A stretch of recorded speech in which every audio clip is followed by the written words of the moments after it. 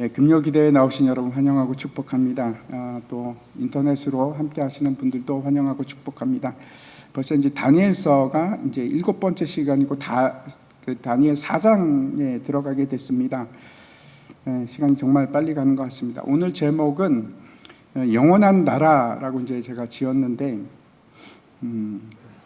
제가 이제 영원한 나라라는 제목을 지으면서 머릿속으로 스쳐가는 영상이 하나 있었습니다. 그게 뭔가 하면은 여러분 보셨을지도 모르겠는데 태양의 제국이라는 영화입니다. 오래됐죠.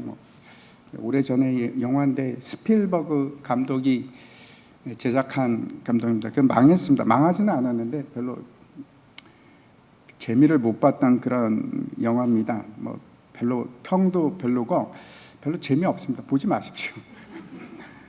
근데 이제 그 그림이 너무 아름다워서 제가 그 그림이 생각이 났습니다. 근데 그 태양의 제국 그러면 뭐가 생각이 나십니까? 그 이제 배경을 제가 잠깐 말씀드리면은 한 아이가 이제 그 2차 세계 대전 그 전후 얘기인데 중국 상하이에서 영국 아이입니다. 영국 부잣집 영국 가족에서 태어난 아이인데 상하이에서 삽니다. 근데 이제 막 난리통이 되지 않습니까? 이제 일본군 쳐들어오고 중국하고 전쟁하면서 그러면서 이제 졸지에 부모님을 잃어버립니다. 잃어버리고 막 어떻게 하다가 헤어지고 하다가 이제 그 포로 수용소에 들어가게 됩니다.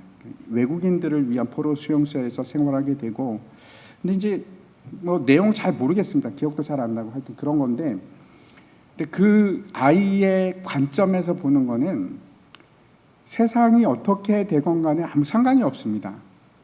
그냥 그 아이의 꿈은 뭐냐면 비행기를 타고 파일럿이 돼서 하늘을 나는 거였습니다. 그래서 관심은 오로지 비행기에만 있는 그런 아이입니다. 그 아이에게 있어서 관심은 태양의 제국이었습니다. 태양의 제국. 아마도 그 태양이 영원히 빛을 잃지 않는 그런 상징을 가지고 있지 않을까, 저 나름대로 생각입니다. 영원한 나라, 영원한 그 아이에게 있어서 그것만이 다인 나라, 그런 이야기 같습니다. 오늘 말씀은 그 주인공이 누군가 하면 느부갓네살 왕입니다. 사실 1장부터 3장까지 그 내용을 보면 글 쓴 주체가 누구로 나오는가? 누굴까요? 다니엘입니다. 다니엘이 그 주체입니다. 내가 이제 뒤도 그렇습니다. 뒤도 다니엘이 이제 나 다니엘이 얘기하기도 하고, 근데 제 3자의 관점으로 글을 쓰기도 하는데 그래도 보면 압니다. 다니엘이 쓰고 있구나. 근데 딱 한 장, 다니엘서 4장만 다릅니다. 그 주체가 누군가? 다니엘이 아니라 누굴까요? 느부갓네살 왕입니다. 그 느부갓네살 왕이 주체가 돼서 자기 시점으로 쓴 글이 이 다니엘서 4장입니다. 어떻게 이렇게 들어갔을까? 잘 모르겠는데 4장은 그런 장입니다. 오늘 이제 본문을 다 읽었으면 좋겠지만 그렇지는 않고 앞에 이제 9절까지만 읽었습니다. 아시는 분도 계시지만 오늘 그 본문의 내용이 어떤 것인지 모르는 분들을 위해서 제가 전체 스토리에 대해서 아주 간략하게 말씀을 드리겠습니다. 첫 번째 이제 누가 등장을 하는가 하면 느부갓네살 왕이 등장을 합니다. 그리고 조서를 내리는데 모든 백성들에게 뭐라고 하는가 하면 지극히 높으신 하나님께서 내게 행하신 놀라운 기적을, 놀라운 일을 내가 얘기하겠다. 서두가 이렇게 시작을 합니다. 그렇게 시작을 하고 나서 그는 참 놀라운 분이신데 그 나라는 영원하고 그의 통치는 대대에 이를 것이다. 그것이 이제 첫 번째 나오는 내용입니다. 1절부터 3절까지 내용인데, 그리고 갑자기 그 때가 바뀝니다. 시점이 바뀌는데 과거로 갑니다. 그러니까 이 1절부터 3절까지 내용은 모든 일이 다 끝나고 나서 조서를 백성들한테 내가 너무나 놀라운 일을 경험했는데 이걸 너희들에게 알게 하겠다. 그리고 쓴 내용이고, 그 실제 얘기는 그 뒤부터 시작이 됩니다. 갑자기 이제 뒤에 과거가 진행이 되는데 그 얘기가 뭔가 하면 꿈 얘기입니다. 이 사람은 꿈을 잘 꿉니다. 꿈을 꾸는데 앞에서와 마찬가지로 2장에서 나왔던 거와 마찬가지로 도저히 해석이 안 되는 겁니다. 박사들과 술사들이 있길래 불러다가 물어봤는데도 모릅니다. 어떻게 하겠습니까? 예, 박사장인데 그 다니엘이죠. 다니엘을 부릅니다. 다니엘을 불러서 그 꿈 얘기를 하면서 내가 이런 꿈을 꿨는데 그 해석이 어떻게 되느냐 이렇게 묻게 됩니다. 그 꿈이 어떠한 꿈인가 하면 한번 보여주십시오. 그 다음 장. 예, 큰 나무가 있는데 그 나무가 계속 견고하게 자라는 겁니다. 그래서 어디까지 닿는가? 하늘까지 닿는 그런 나무가 됩니다. 그래서 이제 땅 끝에서도 볼 수 있게 어마어마한 거목으로 자라는데, 그래서 보니까 이제 그 나무에 짐승들도 모여들고 그리고 새들도 모여서 거기서 살고 먹고 마시고 그런 나무입니다. 보통 나무가 아니죠. 근데 거기서 끝나면 참 좋겠는데 갑자기 한 순찰자가 나타납니다. 순찰자는 뭐 어떤 사람입니까? 이게 깨우는 사람. 밤에 옛날에는 그 기억이 저도 뭐 어렴풋합니다. 그런데 이제 그때 막 그 공포감은 느끼는데 12시에 통행 금지가 우리나라에 있었습니다. 그렇죠. 그래서 큰일 납니다. 그 잡히면. 모르겠습니다. 저 잡힌 적이 없으니까. 근데 사이렌도 울리고 순찰하는 사람들이 막 돌아다닙니다. 잡아가기도 하고 그랬었는데, 하여튼 그 순찰, 여기 보니까 순찰자가 등장을 하는데 갑자기 하늘에서 온 순찰자입니다. 그러면서 그 사람이 크게 소리를 질러서 뭐라고 얘기를 하는가 하면 나무를 베라, 그리고 짐승과 저 새들을 다 떠나게 하라, 그렇게 하는 겁니다. 지금 저희까지 스토리가 좋은데 갑자기 그 순찰자가 나타나서 그러는 겁니다. 그러면서 뭐라고 하는가 하면 그 뿌리는 남겨두되 새와 노줄로 다 묶어서 풀 가운데 둬라, 이렇게 얘기를 합니다. 그래서 들짐승과 함께 지내게 이슬을 막고, 하늘에 이슬을 막고 들짐승과 함께 두어라. 그래서 그 마음이 짐승의 마음이 돼서 그 시간을 얘기합니다.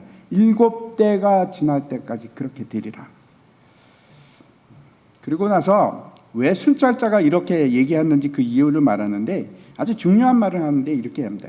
이는 높으신 이가 뜻대로 누구에든 나라를 주고, 나라를 주는 것은 아무나 그렇게 하는 것이 아니고 높으신 이의 뜻을 따라서 그렇게 하고, 그리고 지극히 천한 자를 그 위에 세우기 위함이라. 이게 더 중요하다고 생각합니다. 지극히 천한 자를 위에 두시기 위함이다. 이런 얘기를 합니다. 여러분 무슨 꿈 같으십니까?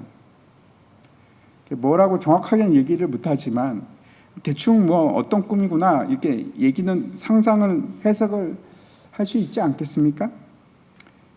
그냥 그 꿈대로 결론을 내리면은 대충 그런 뜻이구나 알겠는데, 이제 문제는 이겁니다. 그 나무가 누구일까? 그 느부갓네살 왕이 저 꿈을 꾸고 나서 저게 무슨 뜻인지 정확하게 갈피를 못 잡았을까요? 대충 이해를 했을까요? 잘 모르겠습니다. 저는 대충 이해를 했을 것 같습니다. 근데 그걸 누군가로부터 확인을 받기를 원했던 것 같습니다. 그래, 당신 말이 옳습니다 라고 얘기해 주면은 확신이 생길 텐데, 그런 것 같은데 이게 무슨 뜻이지? 번민을 합니다. 그래서 이제 다니엘을 부른 겁니다. 그래서 그렇게 했더니 다니엘이 얘기를 하는 겁니다. 다니엘이 그 대답을 하는데 두려워서 떱니다. 벌벌벌벌 떨면서 대답을 하는 겁니다. 그럼 뭐라고 하는가 하면, 이 꿈이 왕에게 이루어지지 않고 왕의 대적에게 이루었으면, 응했으면 좋겠습니다. 응하게 하소서. 왕이 이 일을 당하시면 안 됩니다. 얼마나 두려워서. 얘기 잘못했다가 죽는 사람 한두 명 받겠습니까? 다니엘이. 말 잘못하면 죽을 수 있는 겁니다. 왕 앞에서 당신이 이런 일을 당합니다 하기가 얼마나 두렵겠습니까? 근데 그걸 합니다. 다니엘이 그 일을 합니다. 왜? 하나님 앞에 서는 사람이라서 그렇습니다. 사람을 두려워하랴, 하나님을 두려워하라. 그래서 이제 얘기를 하는데 이렇게 얘기를 합니다. 그 나무는 왕이십니다. 그래서 왕께서 쫓겨나서 들짐승과 함께 살고 하늘에 이슬 젓기를 7대를 할 것입니다. 그게 이제 7대가 7년인지 7개월인지 우리 잘 모릅니다. 아무튼 7대입니다. 그러다가 다시 복권이 돼서 다시 권세를 찾고 이 모든 나라를 하나님께서 다스리시는 것을 깨닫게 되리라는 꿈입니다. 이렇게 얘기합니다. 그래서 왕께서는 공의를 행해서 사함을 받으시고 가난한 자를 긍휼히 여겨서 죄악을 사하십시오. 그러면 평안하실 줄 모르겠습니다. 이렇게 얘기를 합니다. 그리고 나서 이제 28절부터 마지막 결론이 나옵니다. 그 내용이 어떤 건가 하면 이 꿈을 꾼 지 12달이 지나서 결국 어떻게 됐을까요? 이 일이 일어났을까요? 안 일어났을까요? 예, 일어납니다. 느부갓네살 왕이 미칩니다. 무슨 그 특별한 병이라고 하던데 제가 그 병명은 잘 모르겠습니다. 자기가 짐승이 되는 그런 일종의 정신병입니다. 그거 걸립니다. 그래서 짐승처럼 살다가 7대가 지나서 다시 정신이 돌아오게 되고 그리고 마지막에 하나님을 찬양하는 내용이 이제 4장 마지막에 나옵니다. 이게 오늘 4장의 본문의 말씀입니다. 먼저 우리가 생각했으면 하는 것은 느부갓네살 왕에게 왜 이런 일이 일어났을까 하는 것을 살펴봤으면 좋겠습니다. 지난 시간에 우리가 그 풀무불 속으로 들어가는 다니엘의 세 친구 얘기를 살펴봤는데 그 세 친구는 아무런 이유 없이 고난을 당합니다. 그렇죠. 뭘 잘못한 게 없습니다. 그런데 고난을 당합니다. 풀무불 속으로 들어가는 그런 모진 일을 닦게 되는데 오늘 느부갓네살 왕이 당한 것은 그 원인이 다릅니다. 그 원인이 다릅니다. 이제 다니엘 1장부터 4장까지 그 내용이 옴니버스식으로 하나하나 각각의 사건이 아니고 사실은 다 연결이 됩니다. 굉장히 밀접한 관계를 가지고 있습니다. 그래서 우리가 느부갓네살 왕의 입장에서 다시 한번 앞에 일들을 쭉 한번 떠올려 보시기 바랍니다. 처음 1장에 나왔던 사건이 그겁니다. 다니엘이 잡혀갔는데 왕의 진미를 거부합니다. 그렇죠. 근데 어떻게 됩니까? 얼굴에 막 기름기가 흐르고 윤택이 나고 그 다음에 막 아름다워지고 여자분들 잘 들으십시오. 하나님께 의지하면 아름다워질 수 있을지도 모르겠습니다. 근데 아름다워지고 그리고 지혜가 생기는데 성경에서는 뭐라고 얘기하냐면 10배 다른 사람보다 10배 지혜가 많았더라 그렇게 얘기를 합니다. 그래서 왕의 눈에 띄게 됩니다. 그래갖고 등용이 되는 겁니다. 다니엘과 그 세 친구들이 등용이 됩니다. 그 얘기가 나옵니다. 그리고 두 번째 사건은 그 느부갓네살 왕이 꿈을 꿉니다. 그렇죠? 꿈을 꾸는데 큰 신상 꿈입니다. 큰 신상이 막 세워졌는데 사람 손을 타지 않은 돌이 와서 박살을 내서 모래같이 되는 그런 꿈입니다. 그건 이제 다니엘이 해석을 하지 않습니까? 그래서 어떻게 됩니까? 이번에는 다니엘이 등용 정도가 아니고 총리가 됩니다. 모든 그 다스리는 사람이 되고 그 다음에 세 친구들은 지방의 높은 관리가 됩니다. 장이 됐는지 안 됐는지는 모르겠지만 하여튼 높은 관리가 됩니다. 그때 왕이 다니엘 앞에서 엎드려서 절을 했다고 얘기합니다.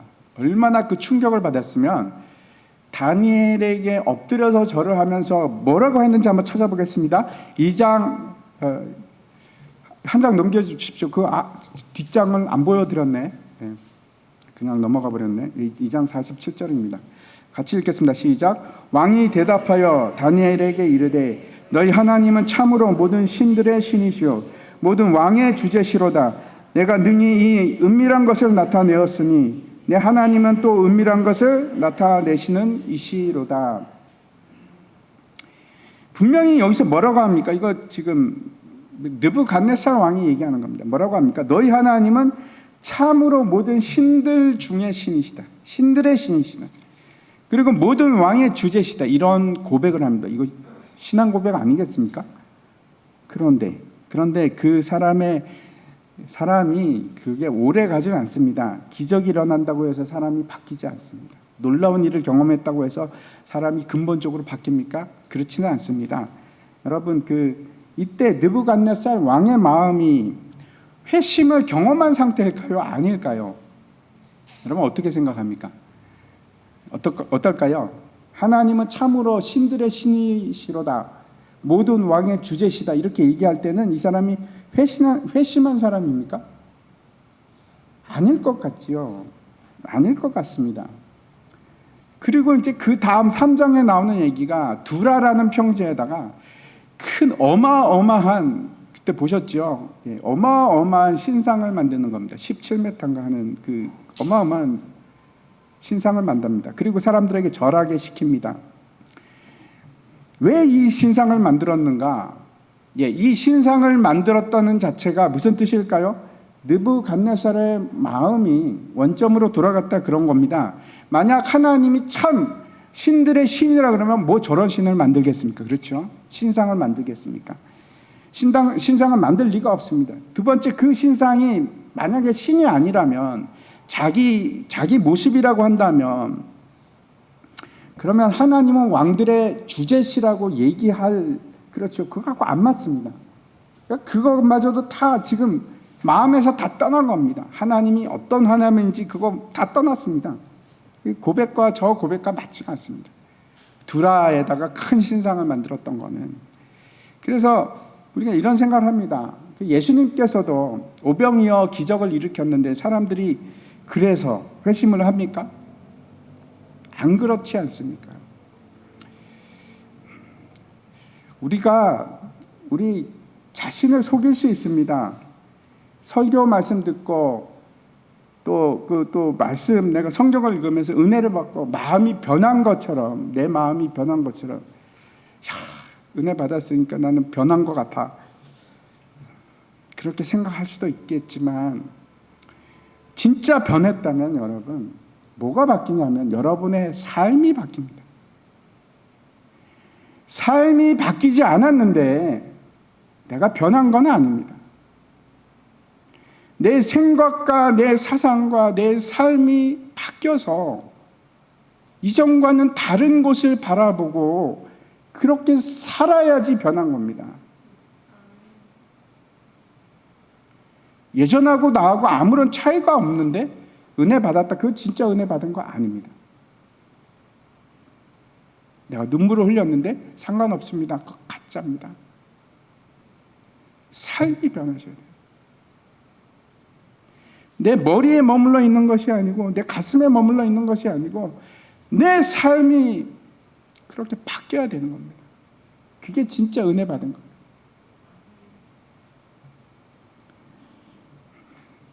삶의 방식이 바뀌는 거예요. 그렇지 않으면, 만약에 정말로 바뀌었다면 자기 자신을 숭배하는 자가 될 수가 없습니다. 기적이 우리를 바꾸는 것은 정말 쉽지 않습니다. 그건 어려운 일입니다. 여기서도 보면 뭐라고 하는가 하면 내 하나님이라고 하지 않고 너희 하나님이라고 합니다. 너희 하나님. 그러니까 내 경험이 아닙니다. 그렇죠? 내 경험이 아닙니다. 근데 그 신상 사건 뒤, 다시 말씀드려서 그 사건 뒤에 이제 풀무불 사건이 일어나지 않습니까? 또 고백합니다. 또 고백하는 거 한번 보실까요? 3장 29절입니다. 같이 읽겠습니다. 시작. 그러므로 내가 이제 조서를 내리노니 각 백성과 각 나라와 각 언어를 말하는 자가 모두 사드락과 메삭과 아벳느고의 하나님께 경솔히 말하거든 그 몸을 쪼개고 그 집을 거름토로 삼을지니 이는 이같이 사람을 구원할 다른 신이 없음이니라 하더라. 여기서 또 조서 얘기가 또 나옵니다. 두 번, 앞부분에서 두 번 나오는데 여기 나오고 오늘 본문에 나오고. 아무튼 하나님을 인정하고 그가 얼마나 위대하신 분 되는지를 고백을 합니다. 저기서도. 근데 고백을 하는데 여기서도 잘 보십시오. 누구의 하나님입니까? 내 하나님입니까? 아니요. 내 하나님이 아니고 사드락과 메삭과 아벳느고의 하나님입니다. 저 사람들의 하나님. 내 경험이 아닙니다. 엄밀하게 말해서 내가 만난 하나님이 아닙니다. 내가 만난 하나님이 아닙니다. 제3자의 입장을 고수하지 않습니까? 네, 오늘 말씀에서는 그 기조가 달라집니다. 오늘 1절 말씀, 2절 말씀 한번 보겠습니다. 2절 말씀과 3절 말씀 한번 보겠습니다. 지극히 높으신 하나님이 내게 행하신 이적과 놀라운 일을 내가 알게 하기를 즐겨하노라. 참으로 크도다 그의 이적이요 참으로 능하도다 그의 놀라운 일이요 그의 나라는 영원한 나라요 그의 통치는 대대에 이르리로다. 내게 행하신 하나님, 나에게 역사하신 하나님, 나에게 보여주신 하나님, 내가 만난 하나님을 저기서 고백합니다. 달라졌죠. 달라졌습니다. 그전에는 내가 만난 하나님이 아니었는데, 저 사람들이 만난 하나님이었는데, 저분이 일으킨 기적, 저분이 일으킨 오병이어였는데, 이제는 나의 하나님, 내가 만드신 하나님, 나에게 기적을 행하신 하나님, 내가 경험한 하나님, 하나님을 경험하셔야 됩니다. 변화의 시작은 저 사람의 하나님을 내가 알게 돼서 은혜를 받아서 그게 내 변화의 시작이 아니고 진짜 내 삶의 변화의 시작은 하나님 만날 때, 하나님만이 나를 변화시킬 수가 있습니다. 내가 어려울 때, 내가 힘들 때 나에게 은혜 주신 하나님, 나에게 기적을 베푸신 하나님, 나에게 능력을 주신 하나님, 나를 살리신 하나님, 내 부모님의 하나님이 아니고 우리 목사님의 하나님이 아니고 내 하나님, 내 하나님,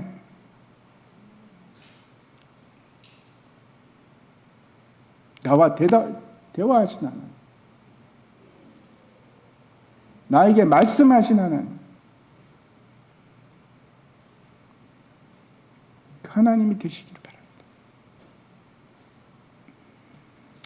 지난 시간에 제가 이제 사드락과 메삭과 아벳느고가 왜 이유 없이 고난을 당했는가 그 얘기를 드렸습니다. 여러분 기억나십니까?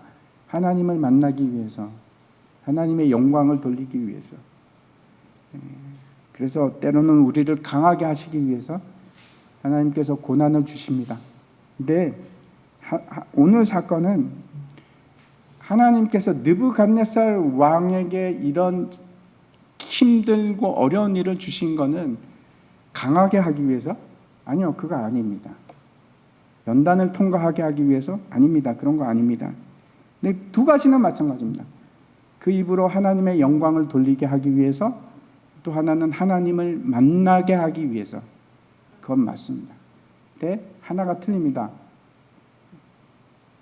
왜 이런 어렵고 힘든 고난을 주셨을까요? 한 가지 이유가 뭘까요? 그 변하지 않는 마음, 자신을 높이는 마음, 그 교만한 마음 때문에 하나님께서 이렇게 어려움을 주시는 겁니다. 우리가 잘 알고 있는 구절인데 여러분 잘 아시죠? 다시 한번 보겠습니다. 잠언 말씀입니다. 같이 읽겠습니다. 시작. 교만은 패망의 선봉요 거만한 마음은 넘어짐의 앞잡이니라. 아멘이십니까? 정말로 아멘이십니까? 성경의 죄에 대한 주제는 늘 그 핵심이 교만에 있습니다. 높아지고자 하는 마음, 이게 근본적인 죄의 아주 코어입니다. 핵심입니다. 핵심.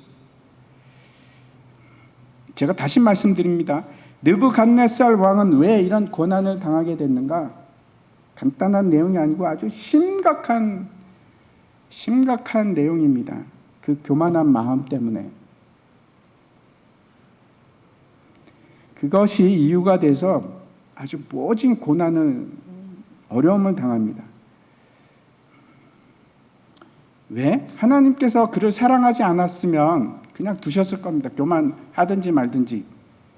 그를 사랑하셨기 때문에 교만한 그를 꺾으십니다. 아주 무지막지하게 꺾으십니다. 사랑하시니까. 그래서 그 교만을 꺾기 위해서 짐승처럼 살게 하십니다. 역경을 통과하게 하시는 겁니다. 사람이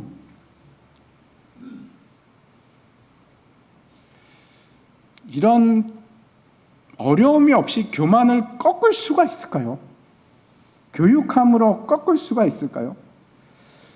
아닙니다. 사람은 교만하시면 안 됩니다. 그러니까 우리 겸손하게 사십시다. 아멘. 그리고 나는 오늘부터 겸손하게 살아야지. 그게 될까요?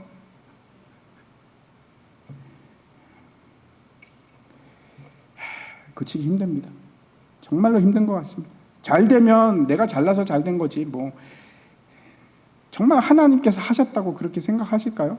말로는 그렇게 합니다. 그렇죠? 우리가 하나님께서 하셨습니다. 제가 잘 아는 분이 있습니다. 근데 그분이 아주 어릴 때부터 신앙생활도 잘했고 지금까지 뭐 밖으로 샌 적이 없습니다. 늘 교회에 계셨고 무슨 일이 있어도 하나님 감사합니다 하는 분이시고, 근데 그분이 고백하시는 게 이렇습니다. 하나님께서 늘 이렇게 해주셨습니다. 하나님 감사합니다 라고 하지만 사실은 내 속에 내가 잘나서 그렇지 뭐 내가 잘한 거야. 남들보다 뛰어나지. 내가 노력도 했지. 이 마음이 존재했다고. 근데 그런 마음이 분명히 내 속에 있음을 알고 있음에도 불구하고 그걸 죄라고 생각해 본 적이 없다고. 그렇게 고백을 했습니다. 저한테. 그게 아무런 문제가 되지 않을 줄 알았다고. 근데 어느 날 갑자기 하나님께서 치기 시작하시는데 정신없이 도저히 아무런 방법도 없이 그렇게 치시는 겁니다. 하나님께서 그렇게 막 몰고 가시는데 완전히 파산을 했습니다. 저는 이제 굉장히 가깝기 때문에 그 일을 옆에서 자세히 봤는데 참 놀라운 것은, 정말로 놀라운 것은 철저하게 낮아지는 것을 배우는데 사실은 저는 하나님께서 완전히 땅바닥에서 그냥 그렇게 하시면 더 좋을 것 같다는 생각 가지고 있었습니다. 근데 놀라우신 하나님이 어떻게 하시는가 하면 자기가 철저하게 낮아지면서 사람들 앞에 죄인이라고 고백을 하고 하나님을 높이기 시작하니까 정말 놀라우신 하나님께서 금방 출구를 만들어 주시는 겁니다. 정말로 놀랍게. 저는 마음 한편으로 잘됐다. 이번 기회에 그냥 완전히 그냥 낮아지셨으면 좋겠다 했는데 하나님 그걸 그새를 못 참으시고 그걸 또 다시 저렇게 해주시나 하는 마음도 있었습니다. 왜냐하면 저는 이제 신앙이 더 중요하니까. 뭐 물질이야 있다가도 없고 그런 거 아니겠습니까? 우리가 사는 것은 물질로 사는 거 아닙니다. 하나님으로 삽니다. 하나님이 우리의 생명이지 물질이 우리의 생명이 아닙니다. 내 마음을 돌이키기 시작하니까 하나님께서 바로 역사하기 시작하는 겁니다. 그러면 그런 일을 겪은 사람들은 다 완전히 낮아집니까? 저를 보면 압니다. 시간이 지나면 또 달라집니다. 늘 인간이 그런 모습입니다. 감당이 안 됩니다. 다른 사람 얘기가 아니고 제 얘기라서 그렇습니다. 얼마나 사람이 교만한지 끝이 없습니다. 끝이 없습니다. 낮아지는 경험을 했을 때 그때는 저는 그렇게 생각했습니다. 전 평생 낮아지면서 살 거야. 아니요. 안 그렇습니다. 안 그렇습니다. 얼마나 우리가 인간이 죄인인지 교만을 그냥 들쑤시고 죄된 자리로 가게 만드는지, 내가 그리스도와 함께 십자가에 못 박혔나니 그런즉 이제는 내가 사는 것이 아니로 내 안에 그리스도께서 사시는 것이라. 사도 바울이 그 고백을 어떻게 했는지 내가 이해가 안 갑니다.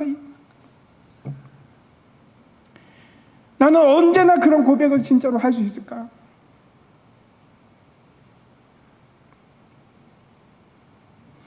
이 고백이 언제쯤 되면 내 고백이 될까?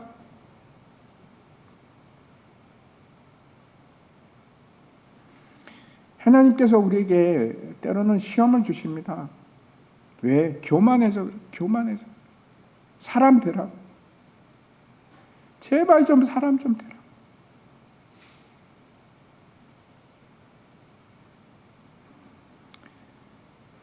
왜 하나님께서 이 꿈을, 이 환상을 느부갓네살 왕에게 보여주셨는가? 교만해서 그래요. 교만해서. 신상을 만듭니다. 사람들에게 다 절하라고 합니다. 하나님께서 그러면 이런 걸까요? 야, 너 교만하니까 내가 반드시 널 칠 거야. 그러니까 그런 일이 일어나는지 아닌지 내가 확실하게 너에게 보여주려고 내가 꿈을 꾸게 해 줄게. 내가 너를 틀림없이 심판할 거야. 하나님께서 지금 이런 얘기일까요? 하나님 그래서 꿈을 느부갓네살 왕에게 보여주신 걸까요? 어떻게 생각하십니까? 너 그래 잘됐다. 너 걸렸지. 좋아. 너 교만한 너 가만두나 봐. 내가 확실하게 너를 짐승같이 만들리라. 이런 말씀일까요? 언제 그 꿈을 꿨는지 4절과 5절 말씀 한번 보겠습니다. 4절과 5절 말씀 같이 한번 읽겠습니다. 시작. 나 느부갓네살이 내 집에 편히 있으며 내 궁에서 평강할 때에 한 꿈을 꾸고 그로 말미암아 두려워하였으니 곧 내 침상에서 생각하는 것과 머릿속으로 받은 환상으로 말미암아 번민하였었노라. 언제 이 꿈을 주셨는가 하면 배부르고 등 따뜻할 때 아무 걱정 없이 야 그래 내가 그래도 굉장하지 그럴 때 그 하나님께서는 항상 복과 은혜는 빨리 주십니다. 줄 기회만 되면 막 주십니다. 그런데 우리가 돌이키기만 하면 하나님께서 바로 복권을 시켜주시는데 그 돌아온 탕자 얘기 보면 그렇지 않습니까? 탕자가 돌아왔는데 그 아버지가 어떻게 합니까? 끌어안고 바로 복권을 시켜줍니다. 그래 잔치를 베풀고 손에 가락지를 껴주고 옷을 너 이거 너 아들인데 이러면 안 되지. 아들의 지위를 회복시켜 줍니다. 근데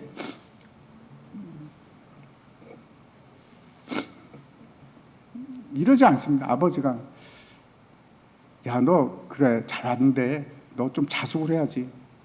그렇지 않겠니? 너 저기 반성문도 좀 써보고 한 2달, 아이 괜찮아, 1달 정도 너 자숙해라.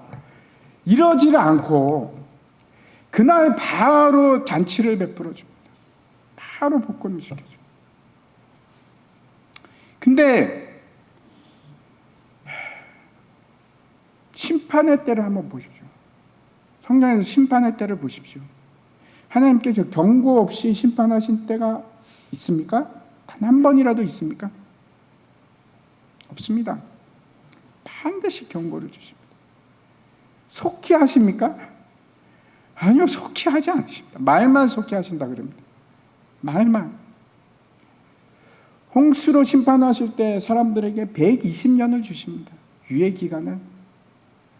가나안을 심판하실 때는 하나님께서 무려 400년을 주십니다.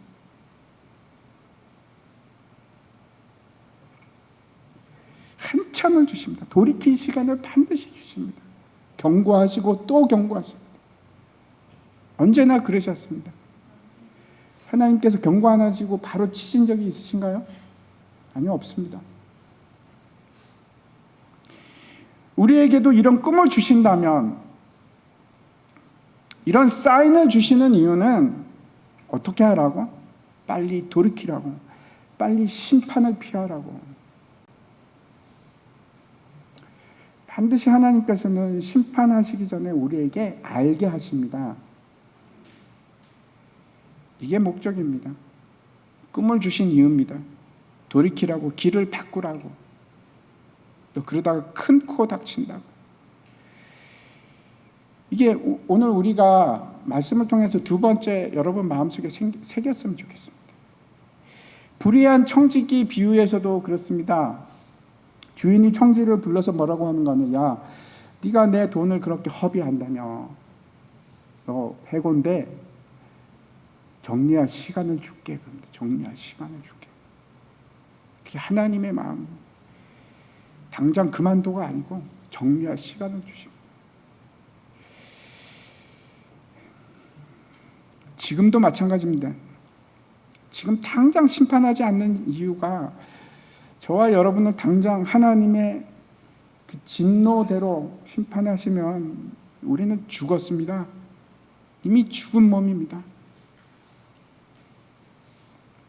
마태복음 13장에 보면 알곡과 가라지 비유가 나오는데, 알곡을 뿌렸는데 원수가 와서 밤에 가라지를 뿌립니다. 그래서 종들이 뭐라고 합니까? 주인님, 우리가 그 가라지를 뽑아버릴까요? 아니야, 그냥 돌아. 가라지 뽑다가 곡식까지 뽑을까 하노라. 그렇게 말씀을 하십니다. 이게 무슨 말씀일까요? 지금 저와 여러분이 지금 마치 가라지같이 산다는 겁니다. 가라지하고 구분이 안 가요. 똑같아요. 하는 짓이. 가라지 뽑다가 우리까지 다 뽑힐까 하노라.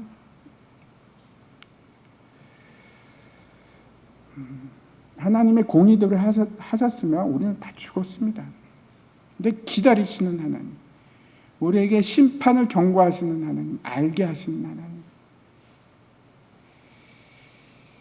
그때가 여러분 회개의 때고, 그때가 여러분 은혜의 때입니다.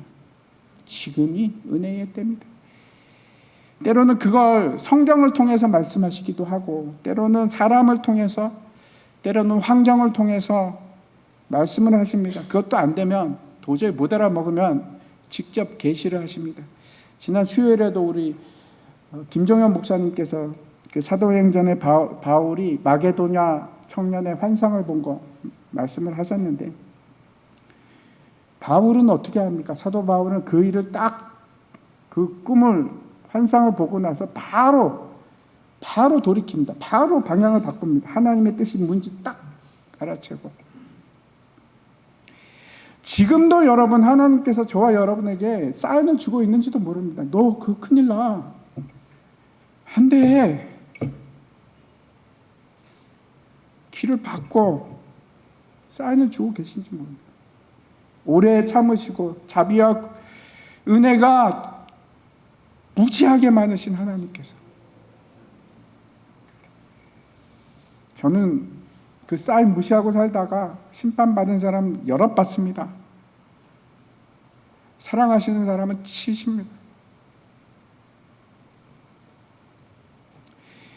에베소서에서 그럽니다. 때가 악하니라.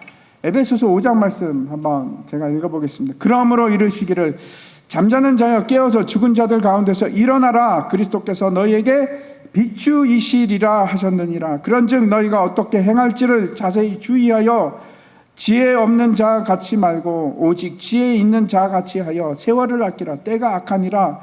그러므로 어리석은 자가 되지 말고 오직 주의 뜻이 무엇인가 이해하라. 참 사람이 완고하고 고집이 세서 아닌데도 끝장을 보려고 합니다. 그 길로. 우리가 정말 시간이 가면 갈수록 세상이 악해짐으로 관심을 가지고 깨달아야 할 것이 있습니다. 하나님의 뜻입니다. 이제는 여러분 실패하시면 안 돼.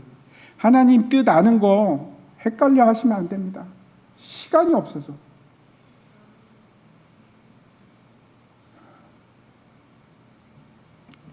세상 사는 것이 급한 것이 아니고 정말 급한 거, 돈보다 더 중요한 거, 우리 건강보다 더 중요한 것은 여러분 하나님 뜻 알아가는 겁니다.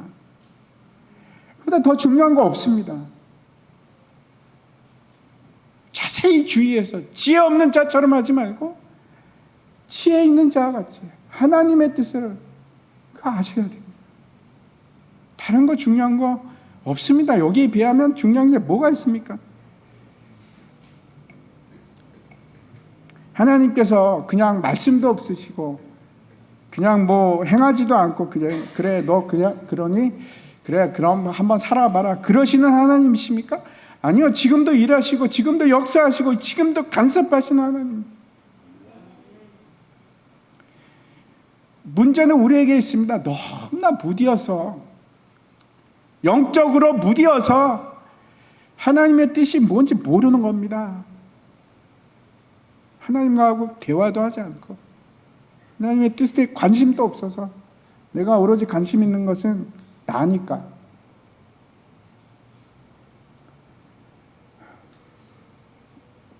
뜻을 모르게 됩니다. 그러면 느부갓네살이 얼마나 미련한가, 지혜롭고 강하고 명철하고 세상을 다 통치하는 그런 왕이 됐는데 실제로는 얼마나 지혜 없는 왕인가 한번 보십시오.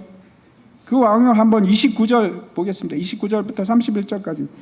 12달이 지난 후에 내가 바벨론 왕궁 지붕에서 거닐세 나 왕이 말하여 이르되 이 큰 바벨론은 내가 능력과 권세로 건설하여 나의 도성으로 삼았고 이것으로 내 위엄의 영광을 나타내는 것이 아니냐 하였더니 이 말이 아직도 나 왕의 입에 있을 때에 하늘에서 소리가 내려 이르되 느부갓네살 왕아 내가 말하노니 나라의 왕위가 내게서 떠났느니라. 분명히 하나님께서 느부갓네살 왕에게 환상으로 보여주시고 그리고 그것도 헷갈려 할까 봐 다니엘을 보내서 다니엘이 정확하게 하나님의 뜻이 무엇인지 다 얘기를 해줬습니다. 해석을 해줬습니다. 근데 보십시오. 시간이 지금 1년이 지났는데 12달이 지났는데 그가 했던 것이 뭔가? 그가 지붕 위를 거닙니다. 지붕 위에서 뭘 할까요, 사람들이? 원래 이제 이스라엘 사람들은, 히브리 사람들은 지붕 위에 올라가서 뭘 합니까? 기도합니다. 기도. 그렇죠. 기도합니다. 지붕에 올라가서 하늘을 바라보는 겁니다. 하늘을 바라보고 하나님의 뜻을 생각하고 하나님 나라를 바라보고 그리고 땅을 보면서는 뭘 해야 됩니까? 하나님의 관점으로 이 세상 사람들을 바라보고 그걸 하는 데가 지붕입니다. 근데 지붕에 올라가서 하는 게 하늘을 우러러 보는 것이 아니고 내 관점으로 땅을 봅니다. 그래, 내가 이룬 이 나라를 봐라. 나의 강성함을 봐라. 그 성이 어마어마한, 바벨론 성이 어마어마한 성이었습니다. 고고학적으로 그럽니다. 두 겹에다가 금으로 막 치장을 한 어마어마한 성입니다. 그곳에 딱 서서 지붕에 올라가서 보면서 자신의 눈으로 보는 겁니다. 그리고 무슨 생각을 하는지 한번 보십시오. 내가 이 큰 바벨론을 내 능력으로, 내 권세로 건설하고 나의 도성을 삼고 또 하는 말이 내 위엄의 영광을 나타내는 것이 아니냐. 나. 모든 게 중심이 나입니다. 그게 뭐라고 하는가? 그게 교만입니다. 교만. 중심에 내가 있는 것이 교만입니다. 아무것도 할 수 없어서 교만하지 않는 것이 아니고 중심에 내가 있어서 교만한 겁니다. 왕이 누굽니까? 따라서 그게 교만입니다. 내 속에 하나님이 왕이 되셔야 되는데 하나님이 왕이 아니고 내 자리에 떡하니 내가 앉아있는 게 그게 교만입니다. 12달밖에 안 됐는데 그 일이 일어난 지 12달밖에 안 됐는데 그 전에도 우리가 1장, 2장, 3장을 통해서 보지 않습니까? 엎드려서 절하면서 야, 하나님은 왕의 주제시다, 신들의 신이시다 했던 사람이, 모두가 무릎 꿇고 하나님께 경배하라고 했던 사람이 이렇게 합니다. 자기를 높입니다. 다른 사람 얘기가 아니고 우리 얘기입니다. 우리가 이런 사람들입니다. 가슴을 치고 하나님 앞에 교만함을 토로할 수밖에 없는 사람, 우리입니다. 진짜 최고로 교만한 사람이 어떤 사람인가 하면 나는 겸손한 사람입니다 하는 사람. 저도 들은 얘기인데 하나님이 제일 힘들어하시는 사람이 누군가 하면 나는 죄인이 아닙니다 하는 사람. 그렇죠. 나는 괜찮은 사람입니다. 나는 겸손한 사람입니다. 참 힘든 사람입니다. 예수님께서 이 땅에 오실 때에 의인을 부르러 오신 것이 아니고 죄인을 부르러 오셨습니다. 다시 말씀드립니다. 지금이 은혜의 때이고 지금이 돌이킬 때입니다. 하나님께서 그런 사람을 돌이키기만 하면 바로 축복해 주십니다.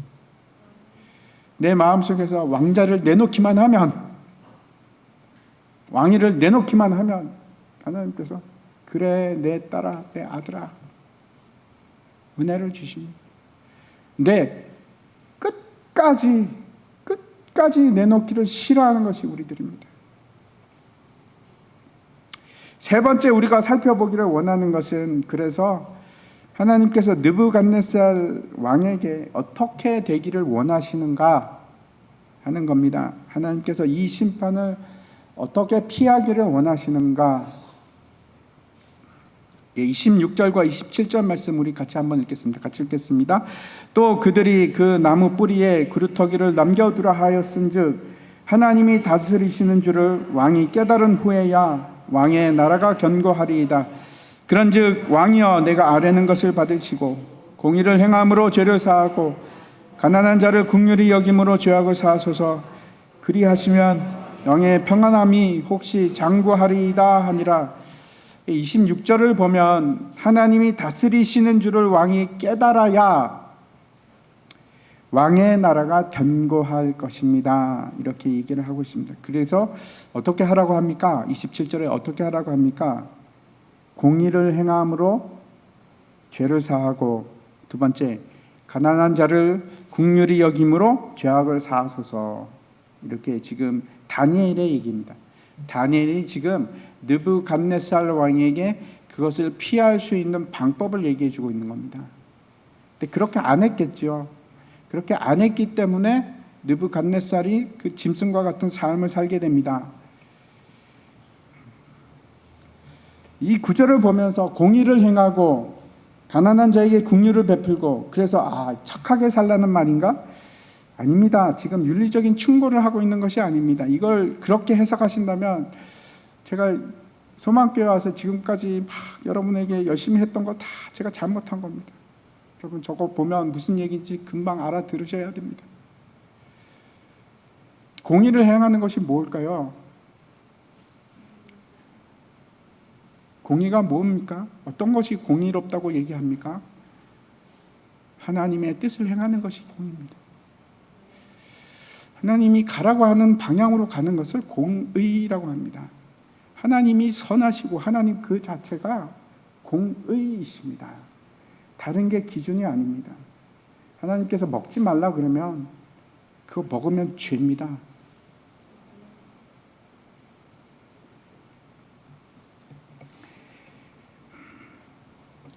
제일 중요한 게 이겁니다. 26절에서 하나님이 다스리시는 줄을 깨달으라. 그래서 이 공의를 행한다는 것, 가난한 자에게 긍휼함을 가진다는 것은 어떤 건가 하면 하나님의 통치하심 아래에서 그 관점으로 바라보는 것을 얘기하는 겁니다. 공의에 대해서 제가 다시 말씀드립니다. 의라는 것은, 의라는 것은 뭔가 하면 righteous, 의라는 것은 뭔가 하면 하나님이 의이시고 하나님이 공의 기준이시기 때문에 하나님이 선하신 것이고 하나님의 선하고 의로우심, 하나님을 향한 것이 선이고 하나님을 떠나는 모든 것이 악한 것입니다. 죄를 안 지어서 선한 것이 아니고 하나님을 떠나 있는 것 자체가 공의롭지가 못한 겁니다. 배반했기 때문에, 배신했기 때문에, 역적이기 때문에 그런 겁니다. 하나님을 떠났기 때문에. 느부갓네살이 지금 나라를 다스리는데 공의로 다스리지 않아서 그런 것이 아니고 지금 하나님을 받아들이지 않고 하나님을 떠나 있기 때문에 공의롭지가 못한 것입니다. 그렇게 하나님께서 숫자에 걸쳐서 말씀하시고 꿈으로 보여주시고 다니엘을 통해서 말씀하셨는데 안 그렇게 하니까 그게 공의롭지 못한 겁니다.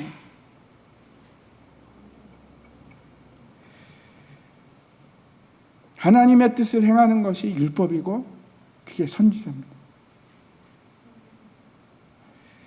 두 번째, 가난한 자를 긍휼히 여기는 거. 이거는 긍휼한 마음을 가지고 가난한 자를 도우라 하는 걸까요? 그것도 맞습니다. 그것도 틀리지 않습니다. 그게 포함됩니다. 그런데 아주 근원적인 의미가 있는데 이게 무슨 뜻인가 하면 낮아져서 가난한 자가 되라는 겁니다.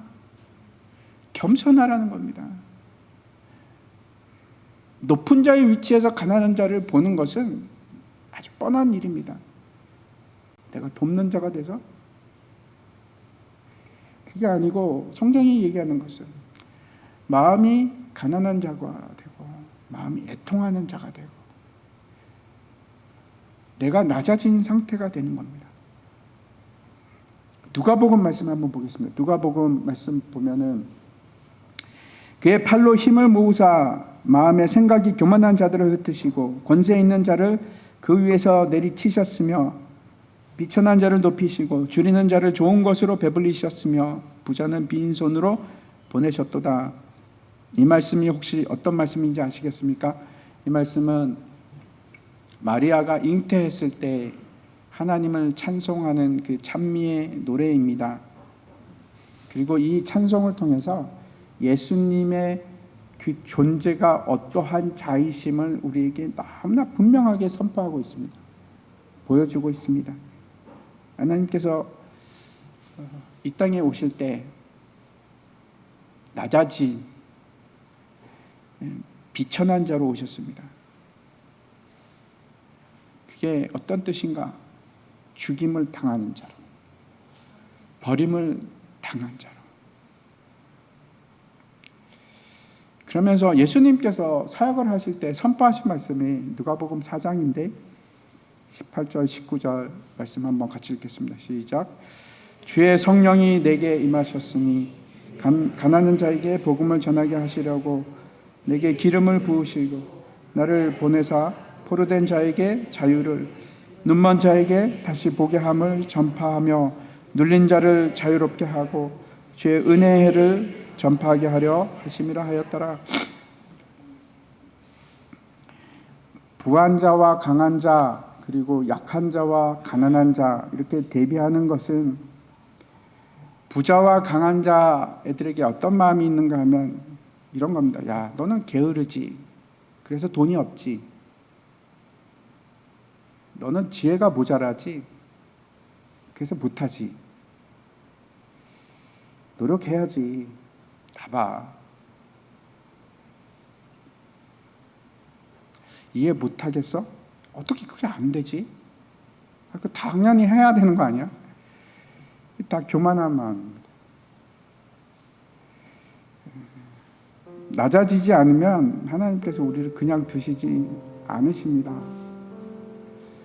제가 무슨 말씀을 드리는가 하면 그 느부갓네살 왕이 가난한 자에게 긍휼한 마음을 베풀라 하는 것은 당신이 그러한 자가 되십시오 하는 얘기입니다.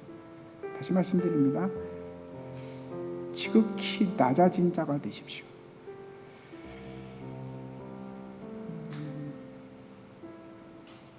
하나님께서 예수 그리스도 하나님이신 그분이 지극히 낮은 자가 비천한 우리의 종으로 그렇게 오신 것처럼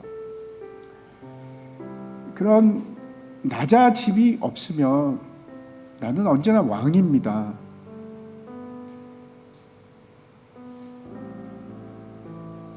그걸 돌이키라는 겁니다.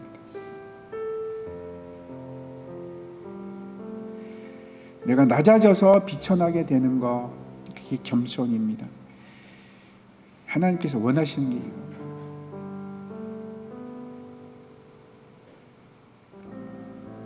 겸손한 말.